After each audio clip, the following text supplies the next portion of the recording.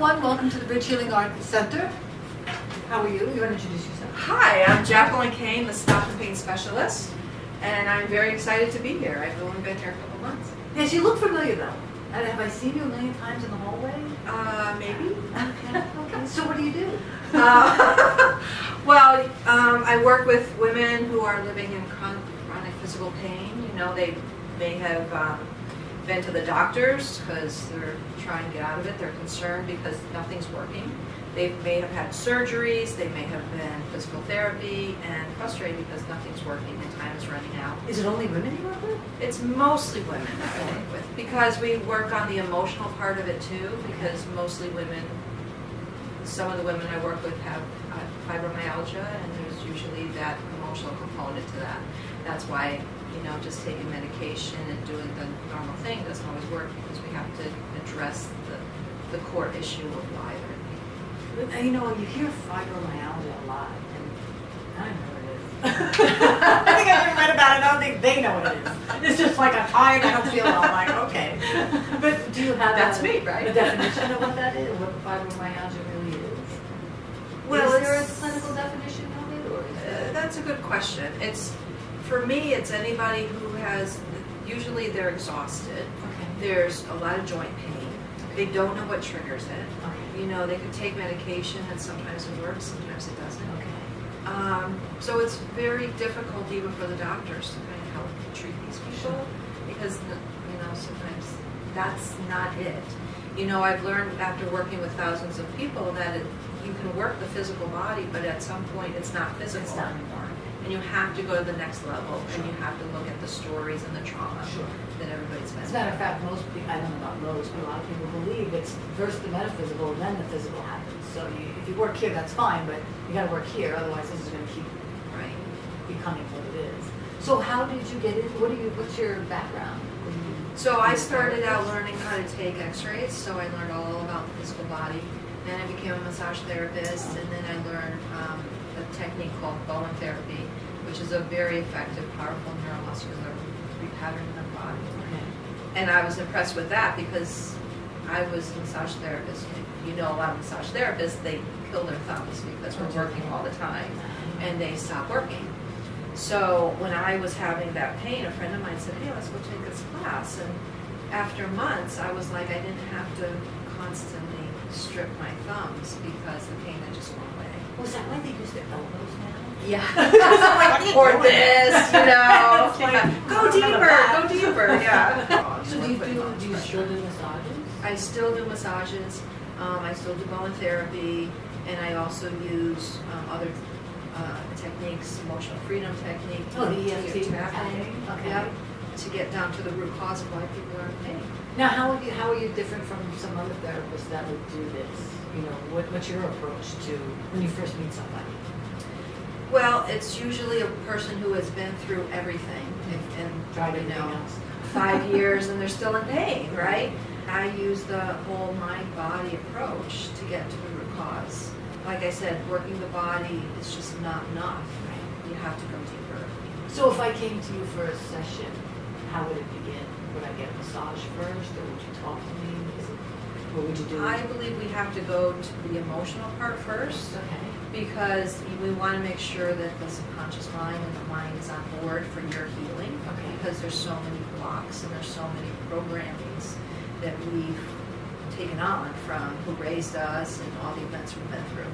So we want to make sure that that's on board, so that anything we do to the body then will follow. Now, and not snap back. So how do you get the mind on board? How do you get the? It's a lot of it's a lot of questioning and going down and asking, you know, talking about what's really bothering you, what triggers you, and understanding why we get triggered throughout the day. You know, most women, we can't say no, right? So we go, we do and do and do, and there's a lot of anger and emotion that's built up. So in our conversations with somebody, I really kind of direct them, and by what they're saying, it keys me into what emotion they're stuffing and how long it's been there. And I really pay attention to all the cues and stuff.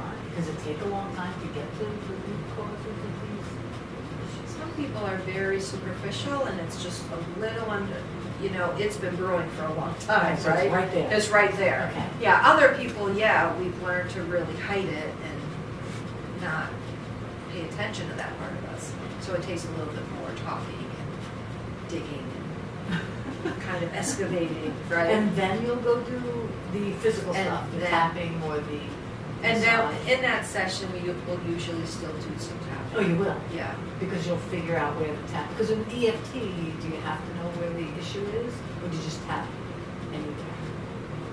No, it's best to do it with a trained therapist and who can direct you to tell you which points to tap on and to tap in a certain way. So there's a certain way, like a rhythm, or? Well, there's certain ways that you can tap, but to guide you to the best way that is safe for each individual person. That's not going to trigger you even more. Oh, really? And that it's effective. Oh, that's fascinating, because I thought the idea is to trigger them. It is, but in the right way. In a Right, 'cause you balanced don't want them way. to go off the cliff. Yeah. So to speak. Yeah, because we're uncovering all the trauma and all the things that everybody's lived through, and we've all had trauma. It's just doing it the right way in the right layers, so that the person is successful and has more days of being free and more energy, sleeping better. Finally discovering who they are, so that they can live their life. I guess, I'm sitting here and thinking, wow, I guess that people do feel that, but I guess my empathy for it is like, you can't really be tired all the time, can you? But Right. I guess they are. What's this, because my thinking is, I have this idea that feelings are just buried with emotion. So emotion came up, a real true emotion came up, and somehow you suppressed it. The society told you to stop crying, boys don't cry, you're big now, you shouldn't cry, you don't be a baby, Right. this is not really happening. Right. And then you suppress it, and it's Yeah. there, and it's Yeah. energy, so it didn't go away.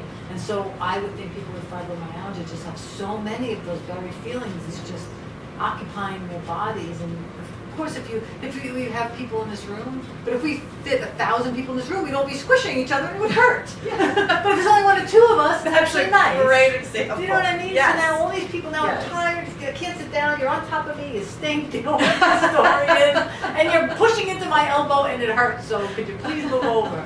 And you can't because there's too many of them. Yeah. And you gotta open up the door and get them out.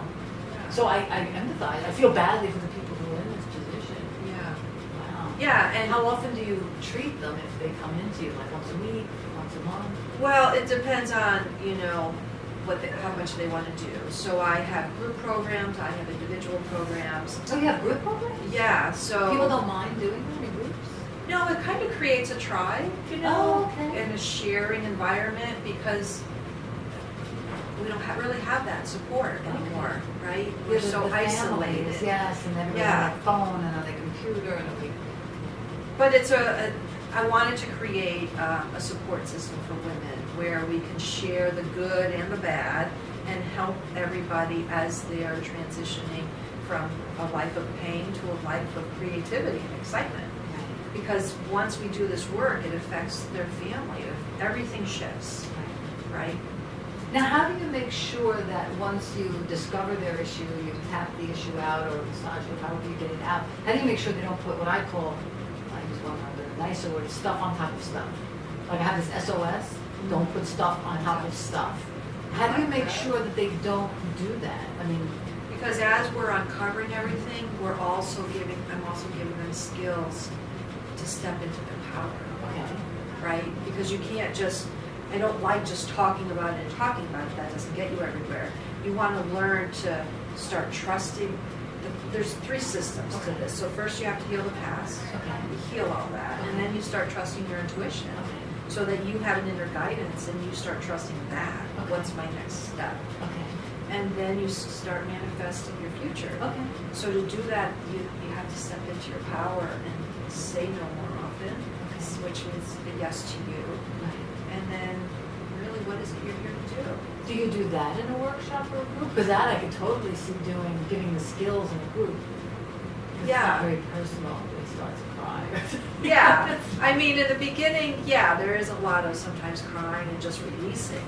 But as you start to get more empowered, then it's fun, right? Yes. The energy in the room lights Right, up. right. It's like, oh my God, what are you doing this week? You know, Right. it's a completely different change. Right. Now I Yeah. have this room and energy to do what I want. All do you the have- energy that you focused on the negative, now you're focusing on what you really want to do. Right. Where do you have the groups? I actually do them online. Oh, online? Yeah, yeah, so we do Zoom so we can see people and some people will call in on You the never phone. do them in person? I have done some in person, but I'm starting to do more online so I can reach more people. Yeah, more people. I know, but see, I'm like, maybe I'm old. I like face to face, and then and I'm very antisocial too. So I Yes. really want to go outside, but I Yep. think we should go outside and go somewhere. So I think you should do a workshop here. There are workshops that I'm going to be doing Okay, in the great. future, yeah. Yeah, because I like your personality, and you have a great presence. You speak very well. I'm just Am I going off making script. sense? Yes, I'm making, forget that. Okay, that makes sense as long as I understand what you're saying. No, I'm serious. No, I think you really do have a great presence about you. So everybody should come down. Yes, come Go to your down. class, or go to your class, or go to your therapy. That's Yeah. great. What else do you do? Because I could talk forever. What else would you like to tell us? Yeah, so a couple other things. So I also help people, you know, once we get them out of pain, then I want them to be successful. So we clear away our money blocks and Oh, okay. understand your money programming and get used to, you know, manifesting the income that you want. Now, why money versus love, or I don't know, something else? Yeah, I'm just only, curious because only because that's what I ended up being attracted to. So when I was going through my own stuff, I started to train with one coach, and she had a whole money thing. So I was like, oh yeah, that sounds good. Who doesn't love money? Oh, we all need to make Well, more some money, people right? don't. Well, yeah. Some people have enough. I could still use more. So yeah, and I have children, so I want to make sure that I'm clearing up my stuff Okay. so that they have an easier life, Okay. and that. And then you don't pass it on to them. Yeah, because that's what we do, actually, ancestral. We pass on all our karma, our pain, physical and emotional, and our money blocks. It's all energetic, just gets passed on. Do you So, believe in past lives when you talk about past? I do. Do you deal with that? How do you deal with somebody who has a past life issue? Do you delve into that, or you just?